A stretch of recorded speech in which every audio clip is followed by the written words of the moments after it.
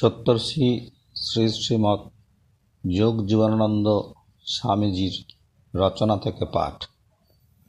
গ্রন্থ তত্ত্ব প্রকাশ, অধ্যায় বিশেষ নিয়ম ১৩। সত্যায়তন প্রবর্তিত শিক্ষা গ্রহণ করিতে অনিচ্ছা বা আলস্য করিবে না। সত্যায়তন রক্ষার জন্য কৃষি, শিল্প প্রভৃতি যে সকল কার্য করিবার নিয়ম আছে, তাহা অম্লান বদনে অর্থাৎ অভিমান না করিয়া সম্পাদন করিবে। ১৪। নিত্য উপাসনায় অসুস্থতা ভিন্ন অন্য কোনো কারণেই বাধা করিবে না। সত্যায়তনে উপস্থিত হইয়া সমবেত উপাসনা এবং নিজ আবাসে যোগ সাধন করিবে। একে অপরের যোগ সাধন প্রণালীর অনুকরণ করিবে না, গুরুপদিষ্ট প্রণালী অনুসারে করিবে। ১৫। আশ্রমে সমাগত অতিথিগণের বা যে কোনো অভ্যাগত ব্যক্তির যথাযোগ্য সেবা যত্ন ও সম্ভ্রম রক্ষা করিতে হইবে। ১৬। সত্যাশ্রয়ী বা সত্যসেবীগণের অন্য প্রকার আড়ম্বরপূর্ণ ভজন বা অন্য শ্রেণীর সঙ্গীতাদি বা অনুপদিষ্ট পূজাদি করা নিষিদ্ধ। সত্যায়তনের কার্য ভিন্ন ভিক্ষা গ্রহণ নিষিদ্ধ। ১৭। ভিন্ন ভিন্ন স্থানের সত্যায়তন সমূহকেও প্রত্যেক সত্যাশ্রয়ী যথাযোগ্য সাহায্য করিবেন। ১৮।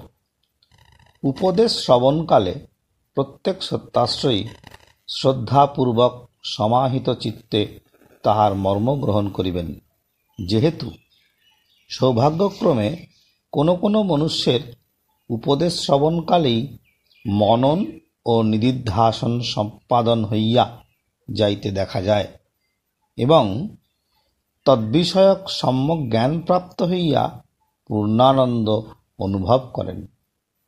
ব্রহ্মজ্ঞান লাভ শ্রবণ, মনন, নিদিধ্যাসন সাপেক্ষ। ব্রহ্মজ্ঞানের অনুরূপ প্রজ্ঞা প্রতিষ্ঠিত না হইলে সত্য উপলব্ধি হয় না। ১৯। অকপট প্রীতি অর্থাৎ নিঃস্বার্থ ভালোবাসা সমস্ত সাধনার মূল।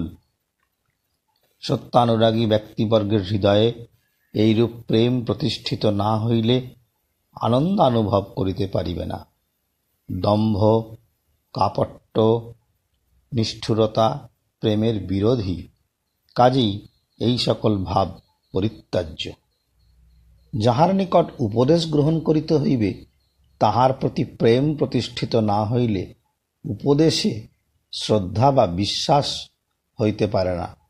সুতরাং আচার্য বা গুরুতে অকৃত্রিম অনুরাগ থাকা প্রয়োজন। ২০। সত্যাশ্রয়ীবৃন্দ কল্পনা বা অনুমানের উপর নির্ভর করিবে না। সাধন মার্গের প্রত্যক্ষ সত্যই তাহার গ্রাহ্য। জাদুকর বা ঐন্দ্রজালিক, মায়াবী প্রভৃতির ক্রীড়া দেখিয়া তাহাকে ঐশিত্য মনে করিবে না। এইরূপ ভ্রান্ত অভ্যাসে রুচি করিবে না বা প্রলুব্ধ হইবে না। ২১। সন্দেহ ভঞ্জনকারী জ্ঞানোপদেশ ক্ষমতা, প্রত্যক্ষ বিজ্ঞান বিষয়ে অভিজ্ঞতা, সত্য নির্ণয় ক্ষমতা, চিত্তের উদারতা, পরার্থপরতা, চিত্ত প্রফুল্লতা, সদা সন্তুষ্টি, অক্রোধপরায়ণতা, অকামুকতা প্রভৃতি ত্যাগধর্মী স্বভাবকেই সাধু জনচিত মনে করিবে। এরূপ গুণবিশিষ্ট ব্যক্তিকে তত্ত্ব জিজ্ঞাসু হইবে। আড়ম্বরযুক্ত ভেকধারীর নিকট তত্ত্ব জিজ্ঞাসু হইবে না। ২২। সাধুগুরু বা সদ্গুরুর সৎনাম প্রণবধ্বনির ঊর্ধ্বমণ্ডলের শব্দ কাহারও নিকট প্রকাশ করিবে না। গুরুর অপ্রকট নাম বাহিরে ব্যবহার করিবে না। সদ্রূপের দর্শন ঘটিলে অন্যের নিকট তাহা বর্ণন করিবে না।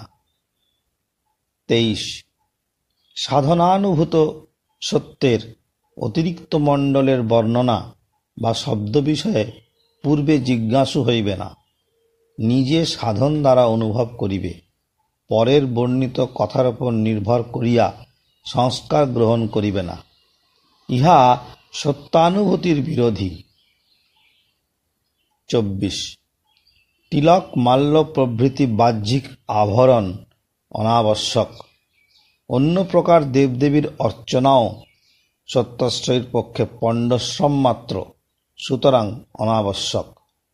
কিন্তু যে পর্যন্ত না আপনা হইতে সে অভ্যাসে অরুচি হয় এবং সত্য সাধনের যথার্থ আনন্দ অনুভূত না হয়, সে পর্যন্ত পূর্বকৃত অভ্যাস ইচ্ছা হইলে করিতে পারো, কিন্তু তাহাতে একনিষ্ঠ ভাবের বাধা হইবে, সত্যানুরাগ দৃঢ় হইবে না। অন্যান্য জ্ঞাতব্য বিষয় গুরুর নিকট জিজ্ঞাসু হইলেই মিলিবে। ওম সত্যম।